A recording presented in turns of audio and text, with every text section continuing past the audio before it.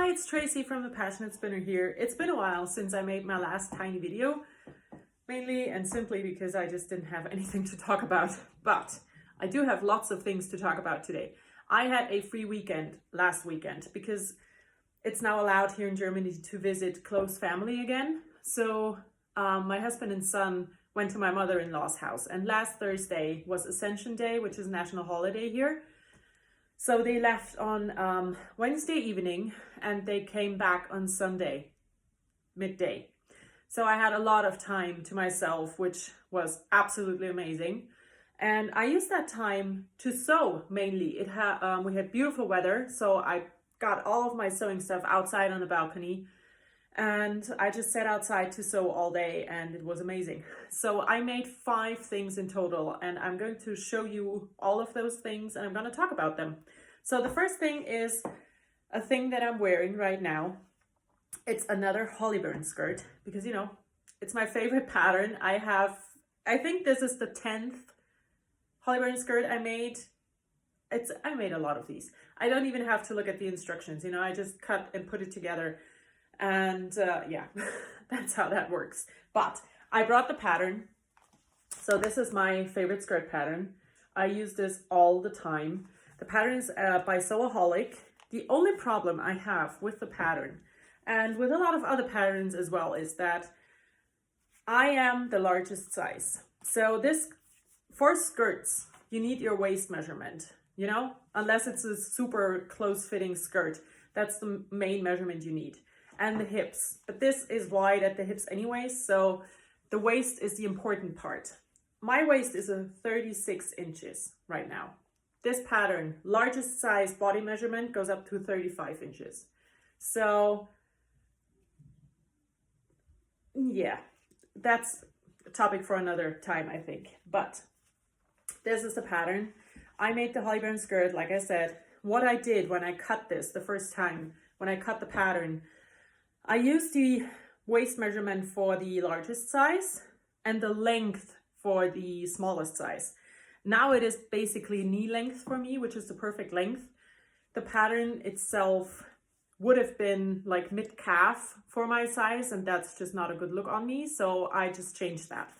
For this skirt that I'm wearing, the pattern, the fabric, I'm gonna hold it up a bit. So this fabric was a gift from my mother-in-law. She picked it up when she was in South Africa and I absolutely adore it. The Hollyburn skirt has gigantic pockets, which is one of my favorite features of this skirt. So now, there's a problem with it. I cut this 2 years ago. I had just a day where I cut like 8 Hollyburn skirts and then I put a lot of them together and the others I just put away, and I have 2 more that are cut that I have to sew. But my body changed and I have gained a bit of, you know, circumference around the middle. So what I had to do for this, I added on a little piece of fabric to the waistband to make it longer. And I did take down the seam allowances. So the seam allowances are built into the pattern and they're 1.5 centimeters. So I put the skirt together with a 1 centimeter seam allowance. That gave me more width, and then I added on a piece of fabric to the waistband, and it is in the back at the zipper. I'm not sure if you are able to tell at all. And now it still fits, and I like it to fit, you know, comfortably, so I have at least an inch because I like to breathe, you know. Sitting down is also nice, eating not too bad, so I don't like things that are too tight on my body. So yeah. I made yet another Hollyburn skirt, but then I made 4 things. No, three completely new things and 1 that I had made before. So the other not new thing was a pair of pants for my husband. And I used this pattern. It's New Look 6321. And I made this long pant. I had made these before. I cut the largest size for these, and there's an XL. That's all it tells you. And I made a pair for him last year out of flannel, and he loved them so much that he immediately asked for a second pair. And it only took me a year to make him this second pair of pants. And now will you just, okay. So here they are. I put in my labels into all the things I made. I had these made at Dortex, which is a German label making company. And yeah, so I put all of these, I put the tags into all of the things I made. I usually forget, which is kind of weird and stupid, but this time I remembered, and all of these are tagged. I had barely enough fabric to cut these pants because, as you can see, the legs are very wide, and that means you need a ton of fabric for these. So yeah, I was able to squeeze it out, and I also managed to almost perfectly match the stripes. When you look at this brown stripe here, it goes all the way around. I have it on the side seams and the back seam, the other side seam. I was able to match that, and that was unintentional. That just happened because I was able to, like I said, barely squeeze those out in general, out of the fabric I had. So that was a happy coincidence. But yeah, here they are. They are wide-legged. That's why he liked them so much, because they are not tight in the thighs. They are just super loose and comfy. And yeah, they're made of flannel. They're supposed to be pajama pants, but my husband wears them around the house, and it's his favorite thing to wear. So yeah, I made these for him, and I have to make sure that they are out of the way. And then I made 3 completely new patterns for myself. So the first thing I'm going to show you is a pussy bow blouse, and it's out of this magazine, Simply Nähen, which is the German version of the Simply Sewing magazine. And with Simply Sewing magazine, you got this pattern as an extra pattern, you know, in an envelope. In the German pattern, it's just part of the magazine itself. So it's called the Bia blouse, and there's a hashtag on Instagram that you can check out. And I can't find it now. Of course I can't, because that's how it works. Where is it? Here it is. So this is the pattern. I made the shorter sleeve version. It looks like this. And I had to make, because, you know, for my body, the largest size again, which is, in this case, a 46 to 48 German confection size. Which this body is not a 48, not at the top at least. So sewing pattern sizes and me, we do not get along. So for this blouse, I used this blue fabric, and this was a gift from my husband. He picked it up in India when he was there for work. And it's super drapey, very loose and nice. What I did, I lengthened the pattern piece at the bottom by 5 centimeters, and it still just barely hits me at not even the hip bone. So if you want to make the Bia blouse, just be sure, just, you know, it's super short. It has this front tie that goes around the back. The rest is made with facings. It's super easy to put together, and I really enjoyed making it. And I also enjoyed wearing it. I had it, I wore it to the lake this week, and I really enjoy it. It's my first time working with such drapey fabric, and I really loved sewing this up. So yeah, I'm not sure what else to tell you about it. It's a very straightforward, super simple pattern. So I made it in a few hours, and I enjoyed it. So now to the more involved things. I made a dress for myself. I use this pattern. It's the Mortmain by Gathered Patterns.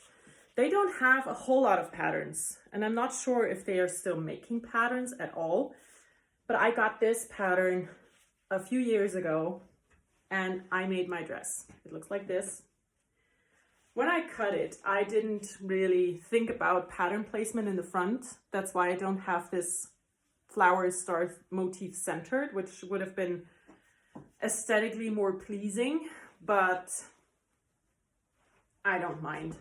I think this turned out really nice. The only thing I will change, or two things I will change. It calls for this exposed zip. As you can see here in the drawing, it also has an exposed zip. So I did that. And it's fine. But I think when I make this dress again, and I definitely will, I will not do an exposed zip. I will do a inseam invisible zip because that just looks nicer to me. The other thing is you do these box pleats and you have one box pleat that goes directly over the side seam. So I did not do pockets for this one because I wasn't sure if a pocket in this box pleat would be just super bulky, but I missed the pockets. So for my second version, I will do an invisible zip and I will put in pockets. For this dress, I did the second to largest size again. So it's the Mortmain by Gather Patterns. Super easy to make.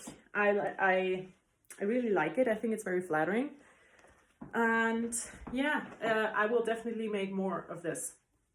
I kind of want to make a Batman version. I do have some beautiful Batman fabric, but I'm not sure if it's enough. So I will check because that would be a dream, really. I would love that. And the last thing I made was a pair of pants. So these are McCall's M7726, and I have this whole thing in this little plastic envelope, and I'm gonna do that with all the patterns I've made because I can never fold these pattern sheets back to the size so they can fit in here. It's just I cannot do it. So I bought a bunch of these when I was in Ireland because in Germany you can't really get them, and if you can, they're excruciatingly expensive. So I got some when I was in Ireland last time, and I'm gonna store the patterns like this. So yeah, I made this one. I made UA, and I'm really happy with how they turned out. The only thing I want to change for a second version is give it more room around here where my belly is, because I do have a bit of a tummy and that needs a bit of room. Apart from that, it's perfect. It's a high-waisted paper bag waist pant, basically. What I did for this, again, I think it's the largest size. Let me check. I'm gonna check which size I made. I made waist. Yeah, I made the largest size and they turned out really, really well. So they are relatively easy to sew, I have to say. The front, I still need to attach a hook and eye here, and I just bought that, so I can do that now. The front is a front fly zip, which I've done before a few times, but I have to say, I've never done it in such an easy way as this pattern describes it. So if you are new to front fly zippers and you have no idea what to do, this pattern is perfect for it, because this is such an easy way to do it. It's incredible. What it is, it has a bunch of pleats that you sew shut, and that gives you the nice shaping for waist, and then it just is wider in the legs. I did this very different from the pattern, and I'm pretty sure that that is not how you usually should do it, but I really wanted these turn-ups. I think that's the name. So I sewed them in, attached them in the side seams so they will not flop down. And I really like the results. I also added belt loops, which are not in the pattern for this view, but I just wanted to have something where the belt will just stay in place, you know. So yeah, I made these shorts. They are shorts. They're very wide legs, and I think they turned out pretty perfect. The fabric, again, is fabric that my husband picked up for me when he was in America. It's quilting weight cotton, and I think I had 2 yards and I used up all of that. I was barely able to squeeze it in because of these wide legs, you know. You can't put pieces next to each other. You have to put them one after the other on your fabric, especially with quilting weight cotton, because it's not as wide as other fabrics are. So yeah, they turn out perfect. They have really nice and big pockets. As you can see, my whole hand is just disappeared. And I'm gonna make more because I think they are the perfect short pattern for me. So yeah, that is my sewing weekend. I made 5 garments, 2 green ones, 2 blue ones for me, which is very unheard of because I usually don't do blue. And the pair of pants for my husband, that's also kind of blue. So yeah, I'm very happy with the results of that weekend. And I am also definitely back into a sewing mood. So I want to make way more things for myself and my husband and my kid and just, you know, everybody. And I will. So I hope there will be a video like this in a not too long time. Okay, I hope you all have a wonderful time and enjoy everything you do. Bye.